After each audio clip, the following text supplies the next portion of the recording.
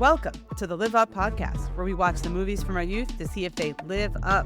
Quick note on how this will go. We will review, discuss, and score the movie in question to see if it lives up to us as adults and whether it lives up to kids today. I'm Jess Latterman. And I'm Amanda Treat. On today's episode, we pay our respects to Rob Reiner, director of The Princess Bride, that we hold up as our highest level of cinematic achievement whenever we score a movie. Today, we are reviewing the film he released right before The Princess Bride, the coming-of-age movie that infused all of our childhoods. It's 1986's Stand By Me. Aww. Rest in peace. Jess, before we talk about this film, can we give some quick kudos to Rob Reiner? First of all, I just watched the Spinal Tap 2, The End Continues, which he directed and stars in. Great and title. he is the opening, he's acting in it. So like he is the opening shot of himself. And the moment I saw it was just like, oh no, Rob Reiner. But he's just still so funny and so, what a loss. Yeah. And we always talk about how Steven Spielberg and how Tim Burton really directed our childhoods in a way, but we never think about what an impact Rob Reiner had. I never thought to give him as much credit as he deserves. So just listing off, this is like a 9-10 year period for him. He comes out with This Is Spinal Tap in 1984, and he does The Sure Thing with John Cusack in 1985. He does Stand By Me in 1986, The Princess Bride in 1987. Incredible. When Harry Met Sally in 1989. Oh my Misery in 1990. A Few Good Men in 1992. Amazing. That's not even a 10-year run right there. That is just like these incredible films. Even if they're not award-winning kind of films, and some of those are, they're just beloved movies. Princess Bride is still something my kids will watch, And also, he fixes Stephen King movies, because Stephen King will write these books and write these novellas that have terrible endings where everybody dies or everybody's got PTSD and it's just awful, awful, awful. When you put them through the Rob Reiner brain, they come out with happy endings, like Misery. That book, bleh. But like the movie, oh, okay. Stand By Me didn't really have a happy ending. The novella by Stephen King is called The Body, but like not a happy ending. Yeah. And in this movie, you feel genuinely charmed, even though it's like, ooh, some things did go wrong. And like, it's just very touching. So we just wanted to give a little shout out to Rob Reiner because of his passing in December. He really did have that impact on our childhood, and he will be missed. He will be missed. And actually, can I share a dark thing? My husband and I were watching the news, and they just made a casual announcement like 2 people found deceased by the police in the Rob Reiner residence. Like, more to come on this story. We both looked at each other and were like, Spinal Tap drummers? Yeah. Like, absolutely. Because we didn't know. Like, it was such a vague headline that it almost seemed not worth giving because there was just no news at all. Oh my God. On that sort of morbid, but also on that morbid like note. That's I think Rob Reiner would have laughed at that joke. I think he would have. I think you made it work. You put it through the Rob Reiner filter. I feel like he would have made that joke. Oh, all right. I might have just canceled myself there, but all right. I canceled myself during our Ladybugs episode. It's fine. I uncanceled you. You're fine. Jess. I hereby uncancel you, Amanda. But let's go back to Stand By Me. Let's do it. Jess, what is your history with 1986's Stand By Me? So this movie was in pretty heavy rotation in our house. I'm sure that we watched it on TV because, as I think you and I were texting about this, spoiler alert, this is rated R, but I clearly was watching as a kid the edited for TV version and not the rated R version that has all the curses and a lot of curses, jokes, which now my almost 9-year-old son got to hear. Regardless of Rob Reiner's passing, I've been wanting to do this film for a while because I've wondered whether it lives up. But what about you?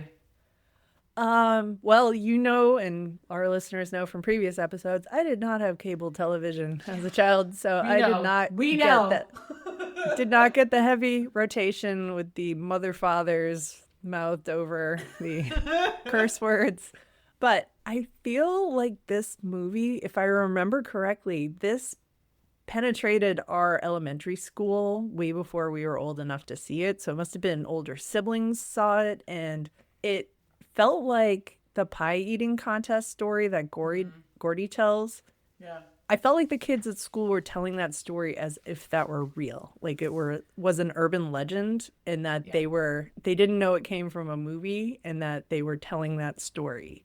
I really feel like for people our age and we're in our mid-40s that most people have seen this movie in the way that most people have seen Labyrinth. I think it's just one of those that people have seen. Yeah. It influenced the way we talked. You know, we used to say two for flinching, which... Oh, that's right. Yeah, that was a thing back in the 1950s, but it definitely made a comeback after this movie came out. You know, I was listening to the soundtrack, actually, as I was making dinner. The soundtrack's phenomenal. Yeah, the soundtrack's phenomenal because it's all like, I'm going to say hits you know from the 50s, but I think you know them because they were in this movie. Lollipop, when they're walking along the train track singing that. Yeah, there's a lot of like classic 1950s doo-wop-y type of songs in this that are actually very good. And when I was watching the movie, I was like, oh, I forget how fun the soundtrack is. Even though it's old. And my Spotify age for Unwrapped told me that I was 77. So whatever. Oh, no. I'm just going to go with it. And now I'm like, it's going to continue on and have my age 77 Spotify age. Jess, do you have full Medicare coverage? Listen. There's a playlist on Spotify called 1950s housewife bangers, and it's good. God. Oh my God. And I listen to that a lot, apparently.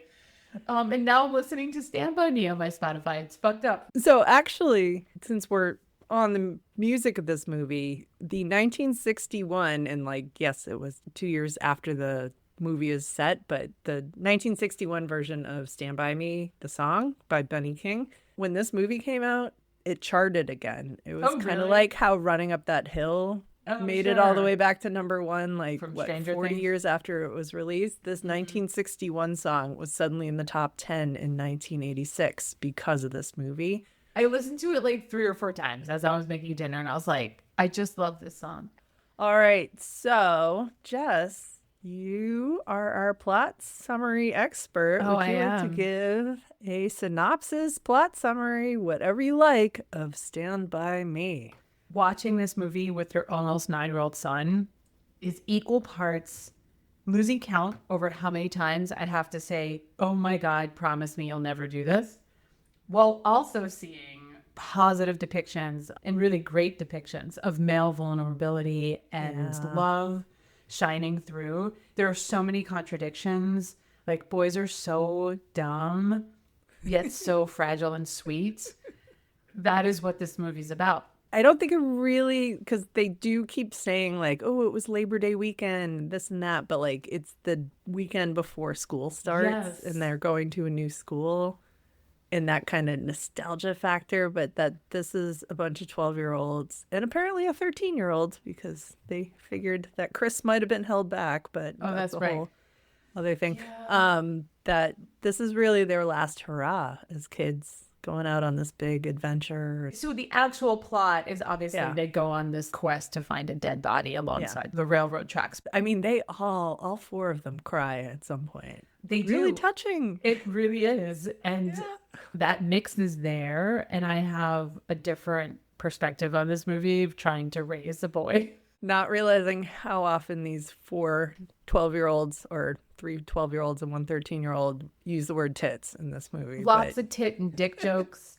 There's a lot of gay jokes, but those are a little bit more subtle. And we've talked about 80s movies and their loose usage of words that we would now find derogatory. They do pop in here a lot. Although, okay, right off the bat, and this is where I was like, oh shit, it's rated R. Oops. 30 seconds into the movie, we have a bestiality joke. I just throwing that out there. Like 30 seconds. Oh, no, in the treehouse. In the treehouse. It's the Corey Feldman character. How do you know a Frenchman's been in your yard? As if you ever need to know why a Frenchman has been in your goddamn yard. And it's because your trash has been eaten and your dog is pregnant.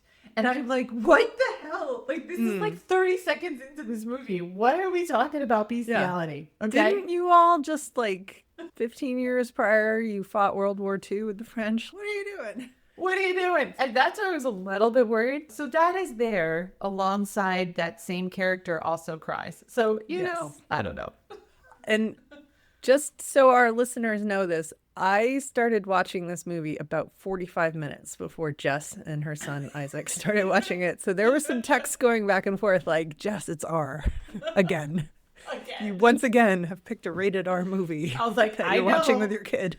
We just freaking listened to a joke about bestiality. You know, when you're going through hell, keep going. All right, so let's do some nerdy notes about Stand By Me. This is a movie adapted from a Stephen King short story / novella, much like the Shawshank Redemption, and those movies tend to be really good. And I don't know if anyone has seen Life of Chuck, which came out last year. Oh, I haven't. You should. This is another one where it's a Stephen King, clearly Stephen King, but not zombies and not dogs rising out of cemeteries. Creepy and clowns. not vampires and Salem's Lot, not all of the horror that he usually does. And when he does these non-horror, they're so sweet and kind of weird and like just they have this whole other spin, but like what a great writer Stephen King is. So Great writer. can I plug somebody here? Do it. We're totally off topic anyway. We are. I have a former colleague, classmate. She was a fellow RA with me. There was one point where we were like living in the same place, taking the same classes. We had the same job, like saw a lot of her. But Amy Tintera, who is a fantastic YA novelist, everybody go check out her books. And if you have kids who are of the right age, go have them read her books. But her last one that came out, she got a Stephen King blurb. And I texted her like, holy shit, how the fuck did you get that? That's In amazing. politer terms, but like that's where my head was at. Like, oh my God, she got a Stephen King blurb. But like she hit that level where he actually read her work. That's great. So, Amy, if you're listening, because I'm going to text this episode to you, friggin' amazing. Like, way to go. All right, wait. We got to get back to the nerdy notes. Send it back. We have done everything but talk about Stand By Me. So this came from the 1982 Stephen King short story / novella called The Body. They filmed this entire movie calling it The Body, and then when they did it in post-production and put it in front of test audiences, they discovered people thought that title sounded like a porn. So they changed it to Stand By Me and threw the song into the end credits to just clear up this is not about anything pornographic. This is a nice, charming 4 boys finding themselves on a trip to go see a body, but not pornographically. After Stephen King saw it, he told Rob Reiner this was the best adaptation of any of his works that he had ever seen. Yes. Yeah. And Rob Reiner also considers this his favorite movie that he ever directed. Yeah. So the people who made it love this movie. Yeah. The people who are in it love this movie. To a point that Rob Reiner, after this, named his production company Castle Rock, which is where Stephen King sets all his books, but that's where this is set. And there was something about, it's supposed to be Castle Rock, which is near Portland. Yeah. But someone interpreted this as Portland, Oregon. Yeah. So this is set in Oregon, but Castle Rock, Oregon. I love that fact. Right? And when Stephen King was negotiating having Misery made into a movie, he said, I only will do it if Rob Reiner will direct it. Oh, good call. Because he liked what he did Stand By Me. And Misery, friggin' great movie. So that's more award contender movie. Yes. With this movie, with Rob Reiner at the helm, he was the one who cast the 4 main actors as the characters, and he picked the actors based on their actual personalities, whether they matched the character. Okay. And all of the kids, as they grew up and gave interviews, they were like, that was the movie character where I was most like myself. Even Corey Feldman, who was like kind of nuts in this movie, totally. He was like, that character is actually closest to my real personality. So, although it does make me wonder a little bit about Corey Sutherland. Oh, Kiefer Sutherland. Kiefer Sutherland plays the He bad was a bit guy. of a wild child at the time too. Yeah, he plays a good wild child. But Yeah. So they passed on casting Ethan Hawke for this. They passed on Sean Austin for this, and they passed on Corey Haim for this. We could have had another a Corey. lot of Corys. Sean Austin, I mean, of Goonies and of Lord of the Rings. Yes. I read that Sean Austin came in for his audition just as River Phoenix was leaving, and all of the casting directors and producers were crying because River Phoenix's performance was so good. Was he going in for the Chris Chambers role? He was going in for Chris Chambers' role, and he said, he was like, I knew I was absolutely not getting that part when I walked into the room and saw them all crying as River Phoenix left the room. So, and since then he was like, and River Phoenix was the right person for that role. Yeah, I think so. We'll talk about him in a second, but yeah, he was. I do want to talk about the effects and the way they shot this a little bit, but I think we got to go scene by scene here, and I'd love you to help me out on this. So the 3 scenes I want to talk about are the train scene. The second I say them, anyone who's seen this movie, the scenes, exactly what I people. mean. It's the train scene. Absolutely. I want to talk about the train scene. I want to talk about the pie eating contest 100%. Barfarama scene, and I want to Classic. talk about the leeches. Another classic scene. We're going in order as they appear in the film. The train scene. Yes. I had to look this up because as it played through, so this is the scene where the 4 main characters, they're following the railroad tracks on their journey, and there's this huge bridge over a 100-foot drop into the river, and they even talk about, like, what if we just go 5 miles down and go over that other bridge without the train? Think, no, we got this, but when's the next train coming? We don't know. You do see the main character, Gordy, who's supposed to be the smart one, bends down, feels the track for the vibration. I remember this as a kid. It was like, feel the train tracks for the vibration before you try to cross it. The anxiety was there. I watched this with Isaac, and he was like, there's 100% chance a train's going to come.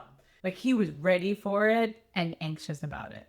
This scene is shot amazingly. It's great. It's stunning looking because they're running over this huge gorge on this bridge with a giant drop, and then suddenly they're halfway across and the train comes out of nowhere. They shot this. It took a week to just do this scene because we have child actors. They are using 4 female stunt doubles for these. It wasn't a helicopter shot, but it looked like they put the camera up on a cliff somewhere. Yeah. They're way at the distance. Beautiful scenery, beautiful cinematography. It was pretty amazing.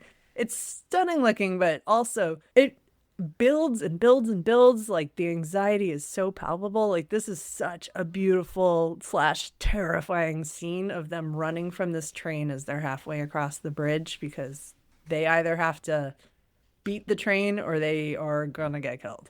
Yeah. At the time, they were still working out telephoto lenses, so they used telephoto compression to make it look like this train is bearing down on 2 of the kids. Similar to binoculars, they weren't actually that close. And like, I read about how like the actors didn't look scared enough, and Rob Reiner started yelling like, I'm personally gonna kill you if you don't get across this bridge faster, to like scare the actors into looking really scared.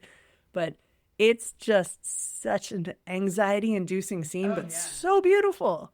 2 of the characters, River Phoenix and Corey Feldman character, make it across pretty quickly. They're in front, but the Vern character, I forget the actor's name. Vern, that's Jerry O'Connell. Jerry O'Connell. We'll talk about all 4 of them in just a moment. So Vern and Gordy are in the back, and they're just like, it is a photo finish of whether they're going to basically die. It's pretty anxiety producing. It's very well done. Isaac was very like anxious about whether they were going to cross it. He even said at some point, the Vern character, he's sort of the fat one that gets picked on, but he's crawling across the bridge to start. Like, he's not even walking. He's scared of the height and he doesn't want to get sort of a running joke. He's sort of the run to the litter. But then when the train's coming, he just starts to crawl really fast. And then the Gordy character who's behind him is like, get up and run. And he's trying to pick him up. And then Vern falls. And then Gordy picks him up again. And it's so anxiety producing. And of course, my son is like, why is he helping him? He should just leave the fat kid and run. Like, Whoa, Isaac, that's a little dark. it's super dark. He was ready to like totally leave the one Like, behind. somebody's gonna die. He's Oh like, my he's God. like, I would have just gone running, and I had to like have a conversation with him about the importance of like, well, he really loves his friend. Like, Gordy's willing to really risk himself for his friend. It is very much a, are you gonna go down with this ship decision? Yeah, like we're either both gonna die or we're both gonna live. Like, I'm not Yeah. gonna leave you. It's a great scene. That's the first one I wanted to talk about from a special effects point of view. The second one, later in the movie, they are camping out, having survived this train sprint. They're telling stories around the campfire, and like this is a really just charming moment where they're all kind of having these heart-to-hearts and like sussing through 12-year-old boy existential questions like, what would you eat on a desert island for the rest of your life? Pez dispenser candy? A very memorable answer. Yeah. Yes. So they asked Gordy to tell a story, and he tells this legendary pie eating contest story that he's apparently written. And it's about a boy who's picked on, who's overweight, and he's gonna get revenge on his whole town for calling him lard ass by going to this pie eating contest, not just winning it, but then just like projectile vomiting in such a way that he triggers a, air quotes, barfarama. They did have a local bakery supply the pies. They're supposed to be blueberry. They then had extra filling put into the pies, more blueberry, and then they added large curd cottage cheese so that when it came out as vomit later in this story, there's that it stuff would look everywhere. extra chunky. And that I read the quantity of simulated vomit was up to 5 gallons per person. Per person. It is comical. It's not even like vomiting to the ground. It is horizontal vomiting onto the person next And to it's his like face. bright purple. Yeah. It's fantastic. For something that's so gross and dumb, it's really amazing. We used to tell this story as if it really happened when I was in elementary school. Like this became an incredible. urban legend, the Barfarama. I don't know if you remember, but I actually organized a pie eating contest in college. I did not partake in this. You did not. I did. Did you throw up 5 gallons of blueberry and cottage cheese all over someone? Good God. But I definitely thought about this movie when I organized it in the Haverford College Dining Center. Yeah. And I'm sure others thought of it too. But it's a classic scene. The vomit is almost like comic book level vomit, but it's definitely comic resonates. book level to a degree that as they were filming this, some of the extras actually started vomiting. No way. Yeah, no, That's there was some incredible. real vomit unintentionally in the scene, and they kept it. They kept it in the movie. I love that. I mean, Isaac thought it was funny. I mean, I It's still great. liked It's it so too. good. And So it's such a, if you were sitting at a campfire with a bunch of 12-year-olds, this is the kind of story that would captivate them. Oh, yeah, Like, how much absolutely. vomit? Everybody vomits. And there's a revenge component to Yeah. it. It's great. It's a barfarama. Totally. All right. So then, final special effects call out I want to do here is for the leeches scene. This might be the single scene that people remember the most. I'm actually very curious of these three iconic scenes, what people think is like the most iconic. I will bend this towards I hadn't seen it in a while, and I remembered the pie vomiting more than the leeches. But when the Yeah. leeches were coming, it was like, oh, this scene. Ew. Oh, here we go. Yeah, I think I agree with you that pie eating was first, but leeches were kind of a close second. So, Yeah. They're both very, very visceral. Yeah, and if folks don't remember, they have to cross essentially a muddy stream because it's a shortcut, and they realize that there's leeches all over them, and they strip But down. not in time. Not in time. They're stripping down into their undies and like taking all the leeches off, and then Gordy, the main character, looks into his underwear and realizes there's a leech down there, and it's a bloody one at that. And so Jess was watching this with Isaac 45 minutes behind me, and she was reporting, because we really do enjoy how much Isaac enjoys all the penis jokes in the movies we Yeah, let him he loves watch, that. especially when they're Yeah. rated R. But Yeah. we're building up to this moment where there is a leech on one of their genitals. I was waiting for you guys to hit that, and you didn't send me any texts after No, you it's guys so hit funny. that scene. When watching it was sort of like, didn't really react that much. He was just Okay. sort of like, what's a leech? What is that? Like when Gordy finally reaches down and pulls out a bloody leech out of his underwear, he was And it's like the definitely grossed biggest out. one ever. It's Oh. bigger than any of the rest of the His hands are leeches just in the scene. dripping with blood. It's gross. It resonated with him, but I think it honestly freaked him out a little bit. Oh, it's But- supposed to. Yeah. I mean, Gordy passes out. It's his blood on his hands and like His dick blood on his his hands. violation. Like So gross. today, and this is like the funny thing sometimes with waiting for him, Isaac, to think about the movie and then talk to me about it. I was picking him up from aftercare, and he brought this up. And he brought this up, no. and he was like, first of all, he was like, I really want to watch that movie again. But Nice. yeah, he was like, why can a leech really do that? That was a lot of blood. It was a lot of blood. Yeah.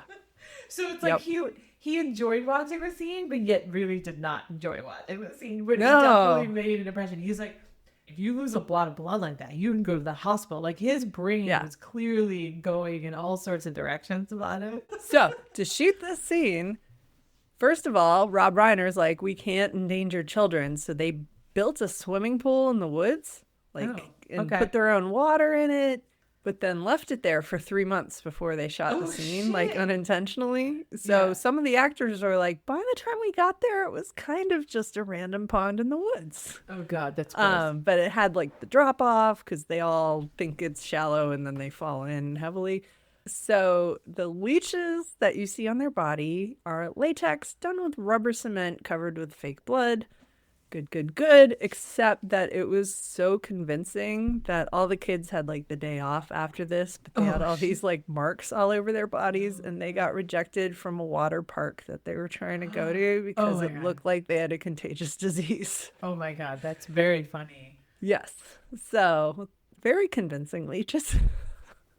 And like this isn't like a random scene, I'll say, because like the leeches scene is sort of the catalyst for them to keep going. They think for a second that they're going to turn back because Gordy was like traumatized by basically having his dick blood everywhere. All over his hands. Oh my God. Oh my God. Just this one character who was like, you know what? I just had a leech on my dick. I need to see a dead body. I need to see a dead body. It was sort of the ultimate obstacle for him to overcome. Yeah. No, I genuinely think he hit the fuck it zone after that. Absolutely. Like, you know what? It can't be worse than this. Can't be worse than dick blood. All right, we should actually talk about all of our main characters here. There's not too many of them because this is a charmingly like compact movie. Yes. We are following these 4 boys as they go on this adventure. So it does actually start in like present day being 1985, but with adult version of Gordy finding out that his childhood friend Chris has died, and now we're going to have Phoenix an character. entire flashback of like, who was this? What did he mean to me? I will note there's a moment where Chris says to him, if you ever run out of material, you should write about us.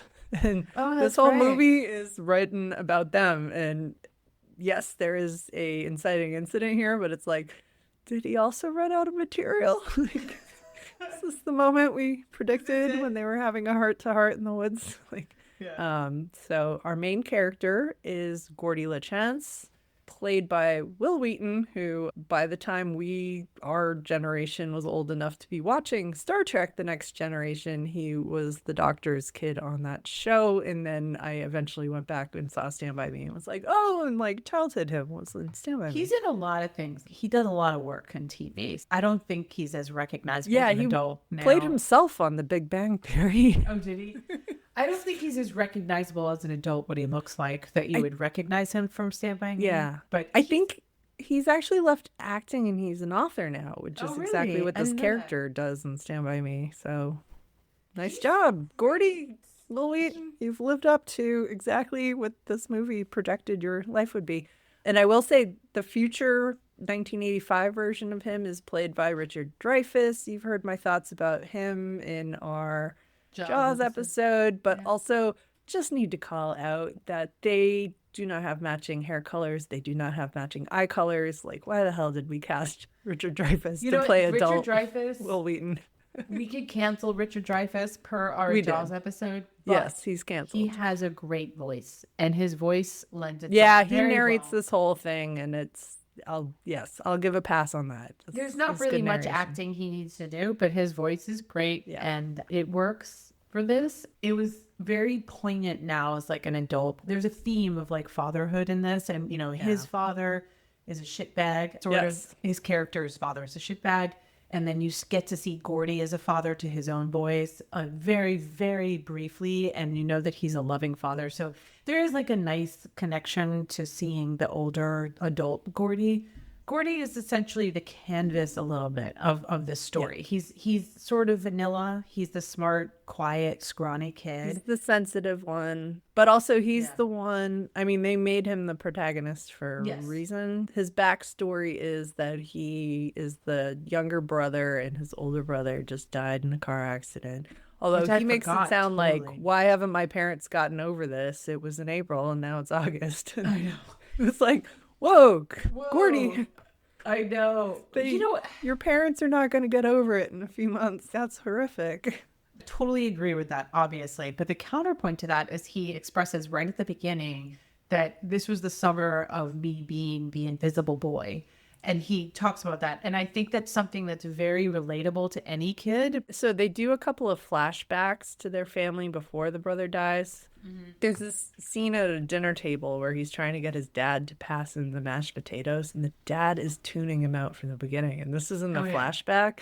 So it seems like he was the ignored child always because his brother was, the star quarterback and this, academic elite and everybody loved him. And so he's trying to kind of live up or live in the shadow of this older brother who was genuinely nice and supportive of him in all these flashbacks. Like John Cusack has never looked nicer than he does in this movie. He's such a great older sibling. The depictions of grief are really good. It's not really that nuanced. It's just he's grieving his older brother. He's upset. He feels like he's invisible. And then it turns into his dad doesn't understand him because he wants to be a writer. He doesn't play football, that kind of thing. But his processing his grief is very much out in the open. It's not internal. Like he cries, and when he's having conversations with the River Phoenix character, the Chris Chambers character, about it should have been me, he really is open about his grief. And I think all of the three other boys understand that he's going through that grief. And I think there's something actually really like wonderful, not wonderful because you're going through grief, but about the openness of being upset and having your friends understand that you are going through something. It's so unusual for boys and men to have that example on screen. And I think there's something like really beautiful about it. Yeah. And it's part of the drive. It's not stated when the four boys decide, oh, we heard there's a dead body, we got to go see it. Yeah. But it becomes clear that he feels like he didn't grieve his brother enough. Yes. He didn't cry at the funeral. So part of his drive is closure. It's like cathartic for him to go on this adventure. And it's really touching. Like I have notes I wrote down where I was like, the music's making me very sad right now. Because they're just playing Stand By Me in a very slow piano version. And you're a little bit crushed because you realize this kid's really going through something. But it's also not too much of it. I won't say resonated with Isaac because he's such a bro. But he picked up on it at least. And if you watch this with kids, they understand the metaphors. They understand that he's going to see his body because he's grieving. They understand that he, meaning Gordy, is motivated to press on because he's just upset. I liked seeing that my almost 9-year-old could pick up on the emotional aspects of it. But also Gordy is telling his fair share of dick jokes too. So, there's that. I mean, all four of these boys are kind of going through some very heavy times at home. And they're balancing it out with a lot of dick jokes and a lot of like just 12-year-old boy nonsense. And that's how they relate. Talk about what kind of animal is Goofy. What the hell is going on with Mickey? And Pluto and Goofy. Wait, how does this work? Yeah. Like just non sequiturs. It's great. So Will Wheaton playing Gordy, I think he fits the role really well as just the grieving but also ignored younger brother. All right, so playing Gordy's best friend is River Phoenix as Chris Chambers, who he was a little bit older. The actor was a little bit older than the other actors, but also he wrote his own backstory that this kid would have been held back at least once, maybe a few times. Maybe. Because he's supposed to be like from a rough family and nobody likes them and nobody believes in them. His older brother is like in the misfit criminal gang with Kiefer Sutherland. Yeah. So it absolutely makes sense that this kid probably got held back once or twice. So he was, I think, 15, whereas Jerry O'Connell's character was 11, or the actor was 11. Oh, wow. So, like, Okay. there was a 4-year age difference. They're all supposed to be 12, but River Phoenix decided his character was 13. He's kind of the unofficial leader of this pack. And God damn it, what a good actor he was. What a fucking good actor. Oh, man, we lost him too soon. We did. He is really incredible in this. We can say welcome back to the podcast, River Phoenix, because he was in Indiana Jones. Yeah, he's really great. It is a loss. So he is like the macho alpha dog in this, but also he's the emotional heart. He's like the moral compass in a weird way, considered to be like a thug. And there's that whole thing about how he stole all the milk money. Yeah. And Gordy's dad is like, you shouldn't hang out with your friends because like one of them stole all the milk money and they're just a bunch of like lowlives. But you hear the story about how he stole the milk money, but then felt bad, tried to give it back. And the teacher stole it and blamed him and has a meltdown at that moment. And it's really, really touching, like to see a kid feel or like realize that adults could betray him for the first time maybe, and how shocked and upset he was by that and how he thinks he's ruined in this town, and just stunning performance. And apparently he worked himself up so much during the filming of that scene that afterwards Rob Reiner had to come over and like give him a hug and talk him down because he was really crying and sobbing. He's a stunning actor. I mean, he really is. In that scene that you're referencing, I will say that was a little bit over Isaac's head in terms of the nuance. I think when I was a kid, because I saw this repeatedly, I understood that he was sort of the underdog. I understood that he was like looked down on. If your kids just watch this once, I don't know how much they're going to pick that up. But in that scene, he does like confess all this to the Gordy character, and he cries, and it's emotional. I got emotional like listening to it, and I was trying to explain it to Isaac too. I'm like, you know, he realizes that, you know, adults could take advantage of him, and the adults know that no one will believe him because of the family he comes from.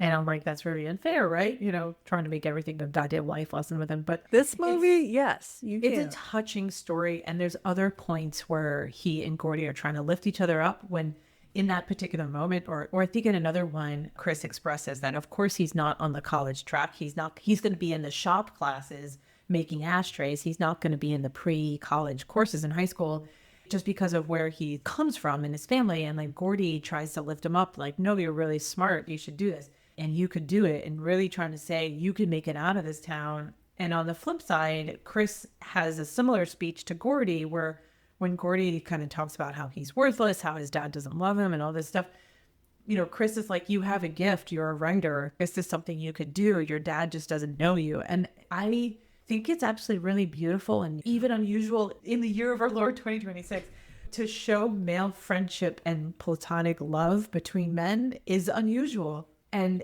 I think it's great, and there should be more of this. It's really good. It's almost like Chris is echoing Gordy's brother. Yes, that's right. At that moment, in being the voice of encouragement and being the voice that's like, your dad's not going to get you, and that's okay. Like, you can still be fantastic. You don't have to have your dad understand what you're doing here. Because his brother in the flashbacks was basically saying the same thing. This performance, he knocks it out of the park. Like, he is so good at this. and it makes you laugh when he's making jokes, and like you feel kind of like he's gonna protect Gordy, And all these scenes where he's sticking up for Gordy, you laugh, you cry, you feel all the vibes from this kid. Yeah.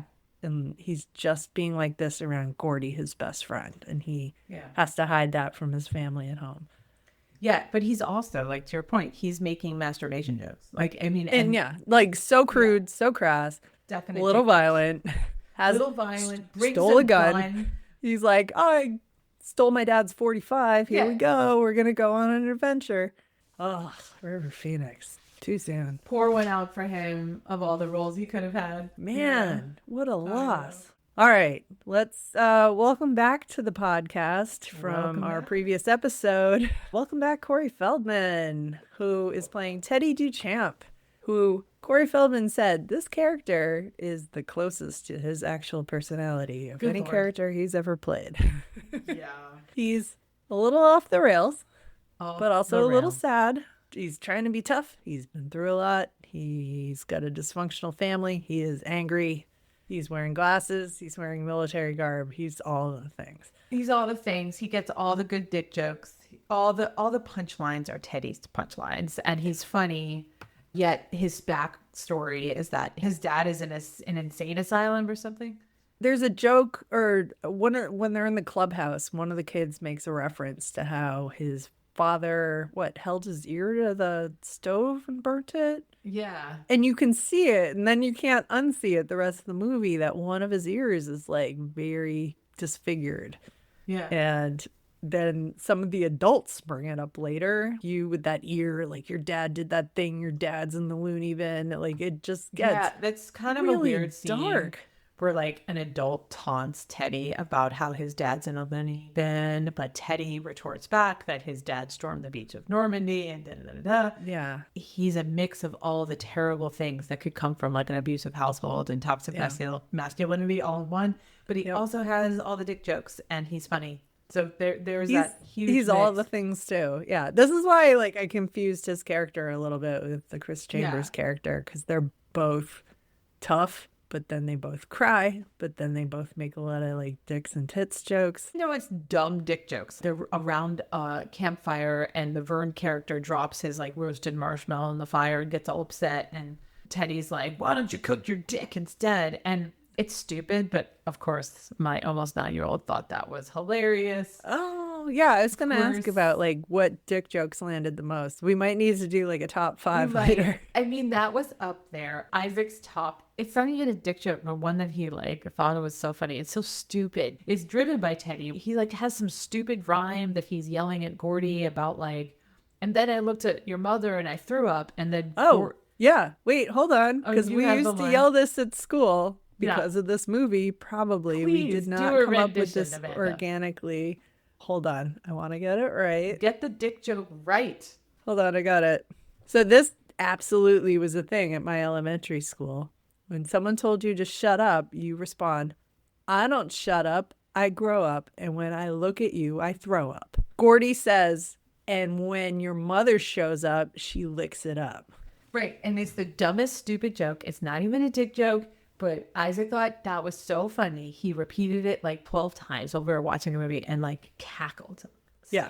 No, this was like Stand By Me's version of I Know You Are, But What Am I? Like this totally. Just went viral to all the kids in 1986. Like, you're telling me to shut up? I don't shut up. I grow. And when I look at you, I throw up. And in the year of our Lord 2026, there was a tie between that and Why Don't You Cook Your Dick as what resonated with Isaac for dick jokes. So there's plenty of other dick jokes in here for all of your boy humor, but Teddy is usually the catalyst for all of it.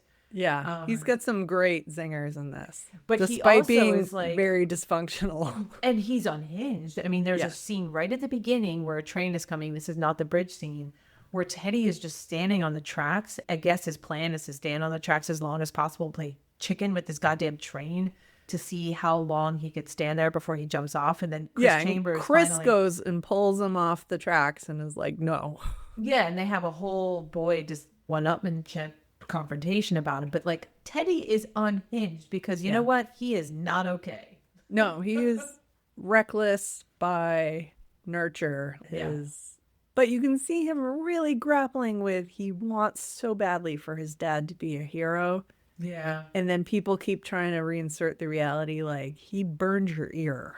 And he's in like And an he's insane in asylum. an asylum. Yeah. And he's not a hero. And he's fighting that so badly because he needs his dad to be a hero. And yeah, it's tragic, even though he is probably the funniest character in this. He's definitely the funniest character and the most tragic, because he's what happens when toxic masculinity has no nuanced emotion, right? Like, I think even the epilogue for him is that he went to jail. He goes to jail. Yeah. Yeah, and that sort of tracks with the direction you see it going. And I think any of the kids could have gone in that direction given the various elements that we've been talking about, but his is the most unchecked. All right, we have one more One more. boy that's traveling along with them. This is Vern Tessio, played by Jerry O'Connell, his first movie ever. Oh my And gosh. like, I have a soft spot for Jerry O'Connell because I think in my 20s I dated a guy who looked like him as an adult, not as a child, because He had a glow up. he was like the tubby kid in this movie, and he's the dumb kid in this movie, and he's the youngest one of all of them. Yeah.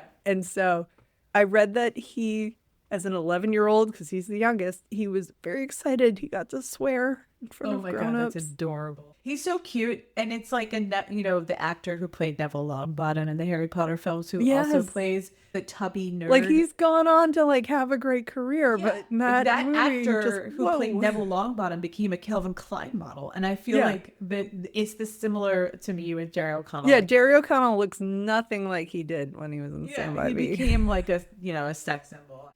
As a kid, was my favorite character. I loved Really? him. I mean, he's such a punching bag in this movie. I loved him just as much as an adult. I just love him in this. He's so cute and a punching bag and stupid and like, he's so dumb, but I don't care. I just think he's so His whole great. thing with like, I brought a comb. Oh my God, he brings a comb. He doesn't bring Like, any we're money going or food. camping. I brought a comb. I brought so we a can comb. make sure our hair looks good. My God. And Like, food? Nope. Water? Nope. I And brought a comb. there's so many endearing moments with him. Like, there's this funny sequence where, of course, like the Chris Chambers character, the River Phoenix character, brings a gun, and they get spooked because they hear coyotes at night, and so they all take turns doing like a guard. That montage of them each it's holding so the gun funny. is so funny because I mean, you kind of cringe at seeing children holding a gun, Totally. but Vern is the funniest. He's the funniest because every twig that snaps or Like a owl that cricket. hoots, he like points the gun nervously and it's like, oh my God, oh my God. My son loved that sequence and he thought that Vern was so funny. And he even brought it up today again. Wasn't it funny when he almost wanted to shoot the owl for hooting? Yeah. And not in a violent way, but the humor just shines through. It's so Yeah, funny. he's the comic relief of this group. So the two things I read about him, first, you start this movie and they have this kind of epic treehouse clubhouse. And That's when awesome. Vern comes in to join them, he's knocking and they're like, that's not the secret knock. And they won't let him in. But that the other three actors came up with that. They were like, what if we tell Vern that that's not the right knock and we don't let him in? Like that, That's the funny. kids kind of improv'd that. And it goes so well to introduce the character. Like, he can't do well. anything right in their eyes. And Oh my God. they let him hang out, but like kind of begrudgingly. Oh, totally. The other thing I read, and this was according to Kiefer Sutherland, but one of the scenes that they shot, they were in like a big field area, and there was apparently 20 feet away, there was like a Renaissance fair going on in the field behind them. Yeah. So the kids were during breaks like, oh, fun, like people in Yeah. costumes, people. But that somebody gave Jerry O'Connell a weed cookie. Oh shit. That's And funny. that the crew found him crying in another field my way God. later, high off his head. According to Kiefer Sutherland, who was just like, oh my God, that 11-year-old kid. Like his character can't do anything right, and the actor playing him is also like endearingly just stumbling across the world. That's amazing. Yeah, no, love that. So yeah, love Jerry endearing. O'Connell. There always is that one person who kind of is on the receiving end of a lot of the Yeah, jokes. there's but a lot of shut up, Vern. Yeah. yeah, they're picking on him, but they clearly love him and they're here to defend him. They're here to make sure he does not get hit by the train, Isaac. Yeah, Isaac would have left that fatty Isaac dust. was like, he's useless. Yeah. All right. So those are our four main characters, Stand By Me. But also in the background, we have some older brothers. We have an older gang of, I hesitate to call them boys because they're all like 20-year-olds. They're playing pool. They're tough. They're drinking and driving, playing chicken with trucks on the road, and they're so fucking dumb. Hitting mailboxes with baseball bats. It's like 1950s thug stuff. Absolutely. But we do need to call out They're Headed Up by Kiefer Sutherland. Once again, welcome back to the pod. And also, he and Corey Feldman would go on to do Lost Boys immediately after this. Oh, like immediately after. And Kiefer Sutherland essentially plays the same character that he did in Lost Boys. He is the bad boy. I would hesitate that he's like slightly cooler in the Lost Boys, but like he's very unhinged here. Okay, in Lost Boys, not to go into that, I thought he was cooler to the point where I was He's like, cool. To me, the female lead should have nothing to do with Jason Patrick. Yeah, in like Lost good Boys. doesn't need to win in the Lost Boys. Yeah. Let's all just hang out with Kiefer Sutherland's character. I know I'm the resident lesbian of the podcast, but I was like, girl, Kiefer Sutherland's your guy, not Jason Patrick. Here, you're right. He's a little bit, he's a scary. villain. He's more of a villain here. And since Rob Reiner casts people based on their actual personalities, I'm worried that this might be a reflection of Kiefer Sutherland, who, by the way, a week before we recorded this episode, he just got arrested again. Oh, great. I thought we were through this phase, but apparently he assaulted an Uber driver. Oh, great. He's a perfect He's 80s good. villain. Yeah. I like it. I mean, not as perfect as Alan Rickman, as we discussed many times, but he's pretty good. So Kiefer Sutherland is in this as Ace Morrell, who is the leader of a gang of 1950s teens, 20-year-olds. I don't know how old they're supposed to be. They're just a bunch of fuck-ups. They're after high school. And we're doing this in 1959, so like a gang is the equivalent of wearing a white t-shirt and only a pack of cigarettes up in your arm. They steal cars. They beat They're up stealing younger cars. kids. They're carving their names in their arms with razor blades, which looks like a tetanus shot in half to me. Like, that's just like dumb. And Lots like of sitting gay on like jokes. Volkswagen Beetles as they do it. These bad guys are lame. Lame. They are lame bad guys, but he's He's a still little unhinged crazy. though. Yeah. Like the rest of them seem lame and they're just following along. He is the unhinged leader of this group. The whole plot of this movie is like it's on the radio. A local boy has gone missing and that they know where the body is, that this poor kid was hit by a train. So our four younger heroes are going to hike out, find the body, report it, and then be heroes and be on TV and be in the newspaper. And that's kind of their salvation because they're talking about how, everyone looks down on them and nobody thinks they're worth anything. So the goal for them is to be heroes, be on TV, be in the newspaper. But then these older boys who are in a gang, that's their same motivation for going out there. But isn't there reward money at some point? Because They don't mention reward money at all. They are only talking about like, we just want to be in the newspaper, we want to be heroes. They basically, all of these boys want to be influencers. The older gang, the younger gang, they just want to be influencers. Yeah. It was striking to me that we're a tough guy gang, but they had the same exact motivations that the younger kids. They're definitely a lame gang, and there's a confrontation at the end when they do finally find the body, and they both get there at the same time.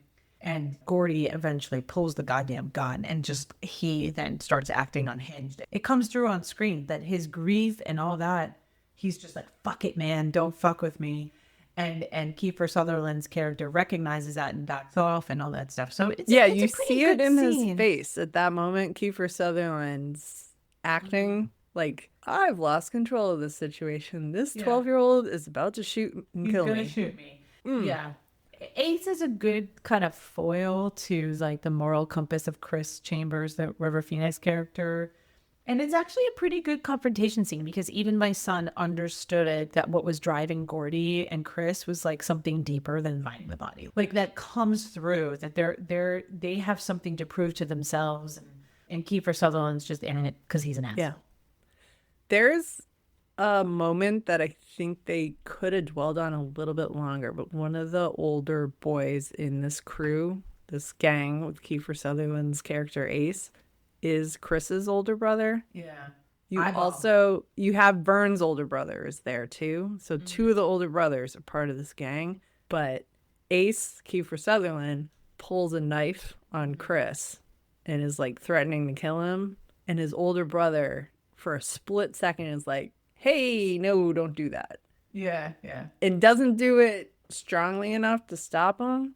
But the fact that his brother, for a split second, stood up for him, like, I feel like that should have been bigger than it was. Because, yeah, it was just like, Chris's family sucks. And they've all abandoned him. And they're all a bunch of thugs. And it's like, no, for a split second there, his brother actually didn't want this to happen. But wasn't effective. But wasn't effective. Like, he wasn't going to actually, like, stop it. But Gordy stopped it. And Gordy stopped it. I think that was, like, the significant part. But there, what happens when toxic masculinity runs amok? The older boys. They're like a cautionary tale. It's kind of exactly like the Lost Boys. This is what happens when you follow along with something, get in over your head, probably get tetanus because you're using razor blades to carve, like, words into your arm. You move to Santa Cruz, become a vampire. Yeah, like, this is actually a prequel to the Lost Boys. They all were humiliated and moved to Santa Cruz and turned into vampires and started eating other citizens.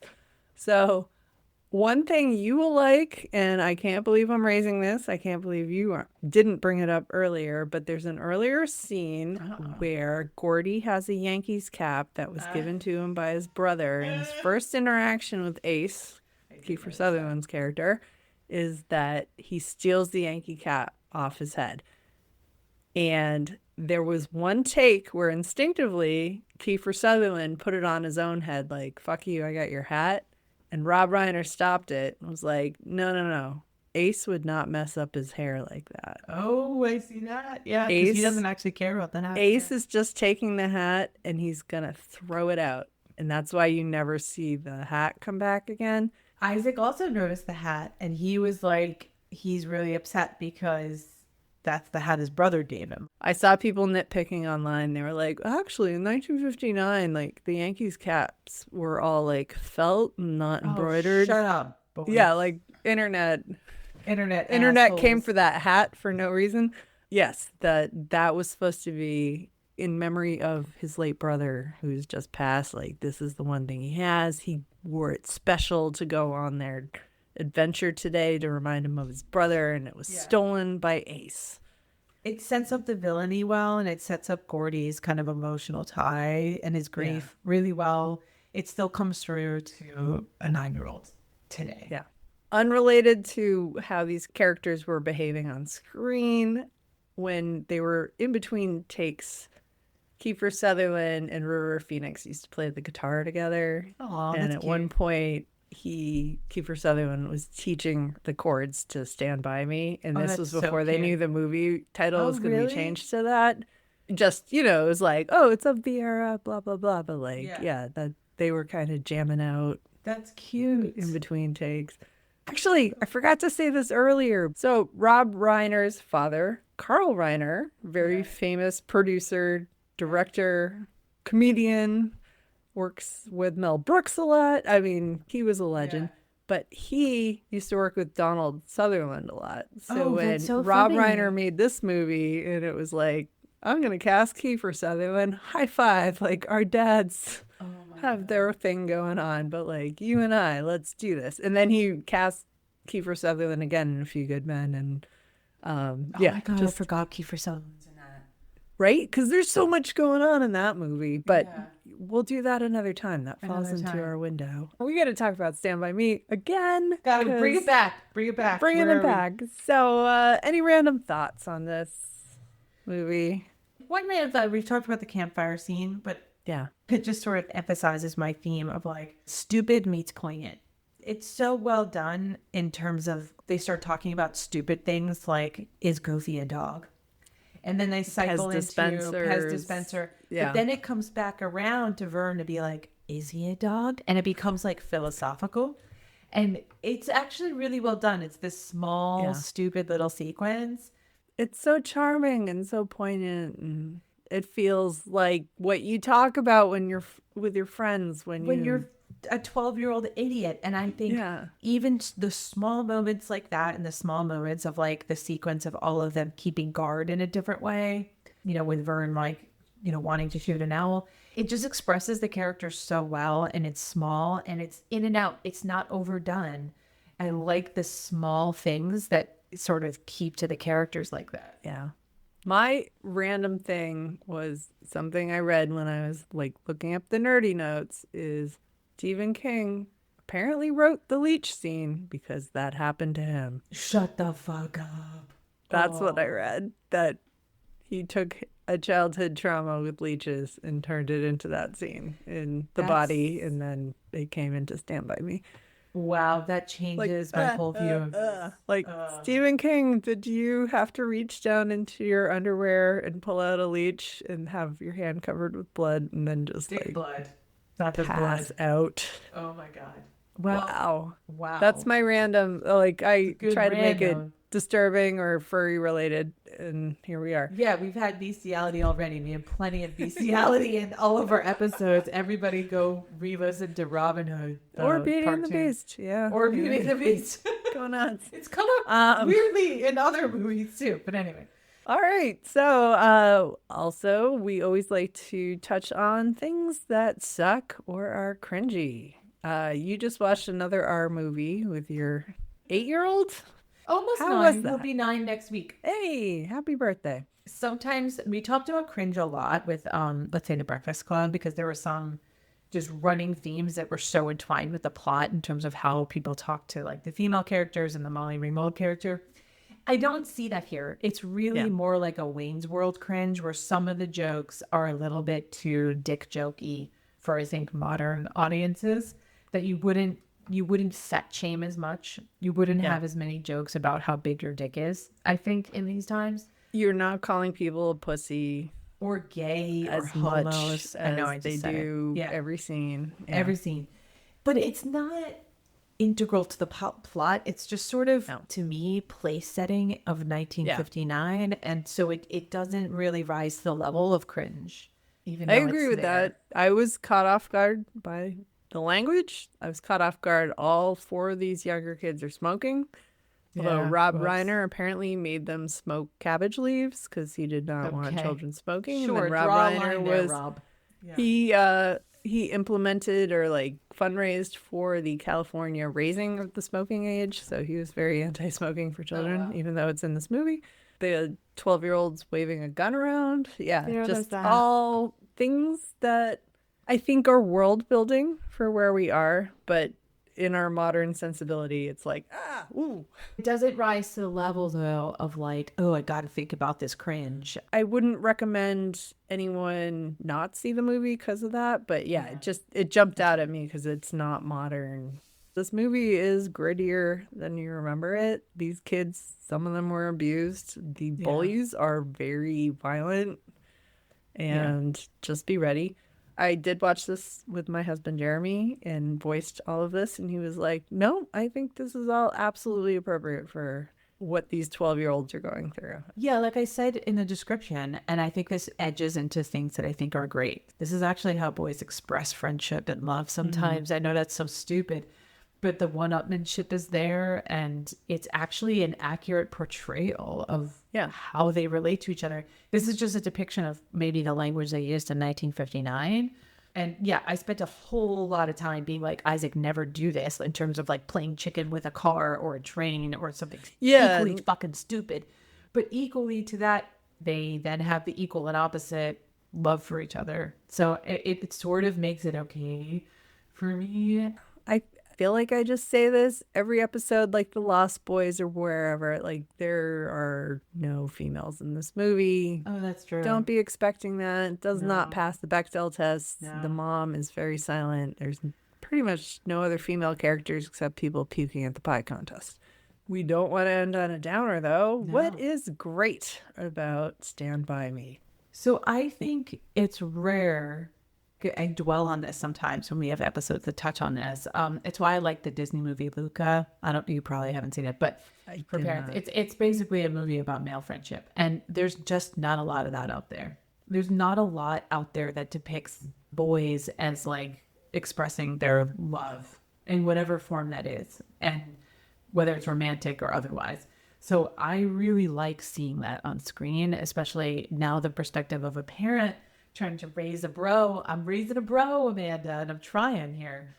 I don't know. All those dick jokes. But... So many dick jokes, but I think the dick jokes make it okay to also then be vulnerable. So like, I think you need the stupid boy behavior mixed in with the, I'm going to express my grief and be emotional and also love and support my friend in a platonic way. I think you actually need the cringe in there. And that, as I see with my own son, this is how boys talk to each other. And I actually think it's not just an accurate portrayal, but I think it's a really positive one too. Because mixed in with the tit jokes is like love. It's so weird. Yeah. No, I think that's why my husband Jeremy was, when I was voicing like, oh my God, the language, oh my God, the gun waving, oh my God, the smoking. And he was just like, let him have it. Let him have it. I think he felt the camaraderie overcame all of their stupid, they're kind of fronting when they talk that way. And they're kind of fronting when they're waving a gun around and smoking. And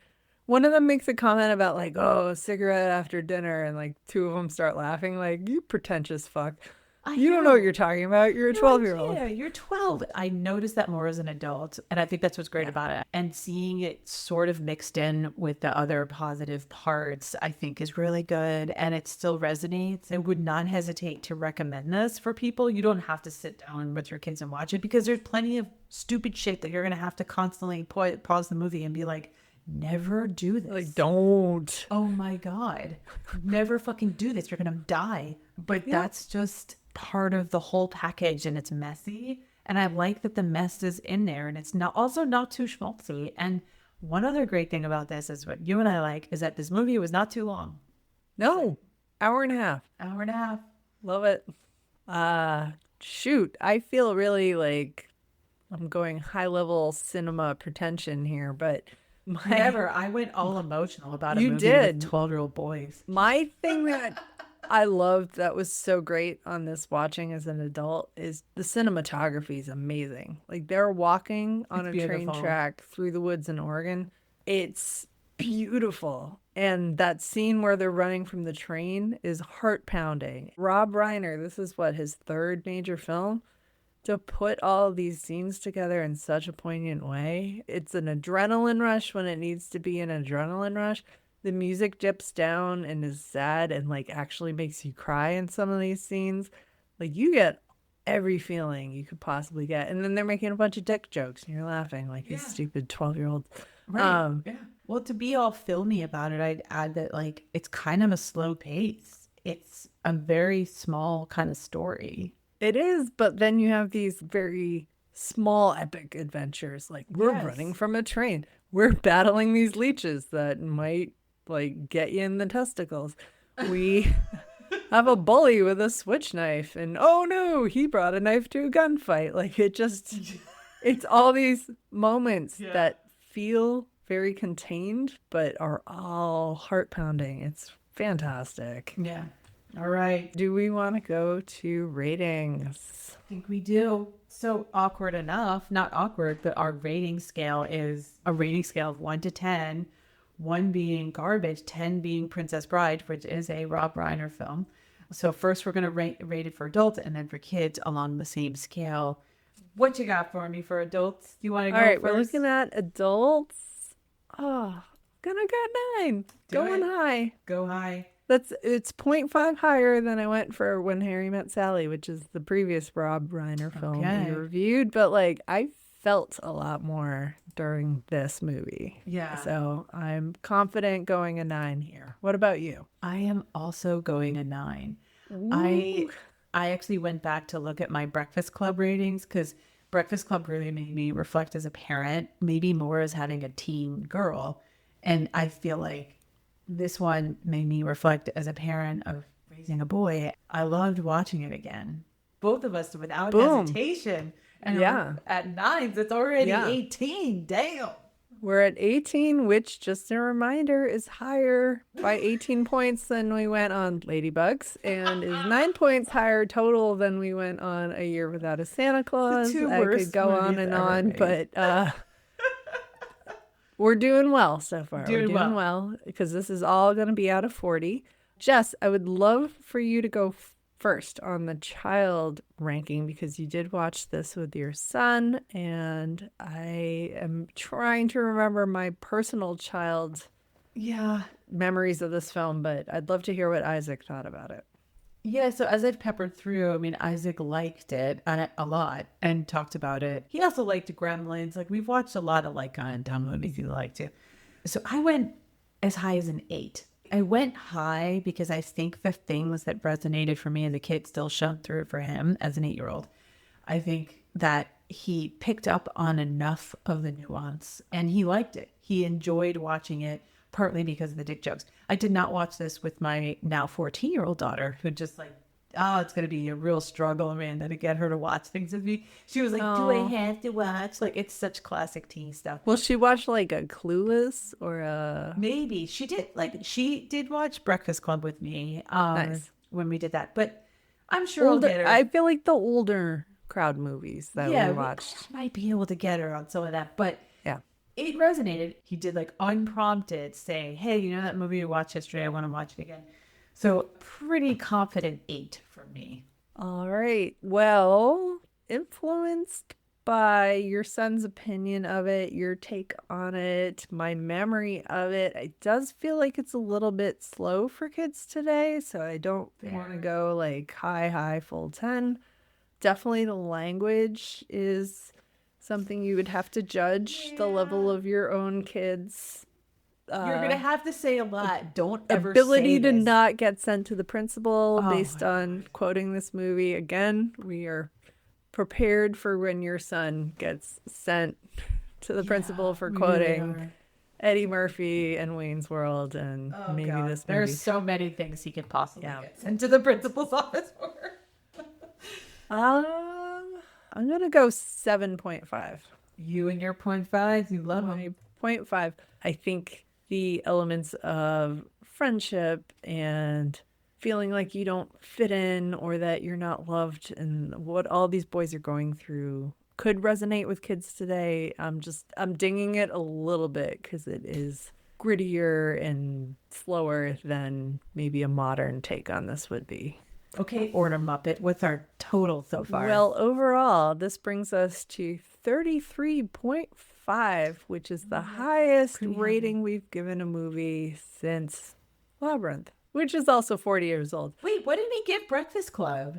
I guess that has some cringe parts to it. What? A 29.5. Oh, that did not fare as well as I We thought. liked it, but also we dinged it because there was some unsavory language and some unsavory behavior that we didn't think was kid appropriate. I thought about Breakfast Club a lot when I was watching this, which, spoiler alert, we thought that lived up. Yes. It's not all about the score, although that's quite the high score. It's a very high score, and we think we know which way this is going. We do, since the final question is whether this lives up. It's a yay or nay. We both have to agree. Just gonna type it in here before you say it, but go for it.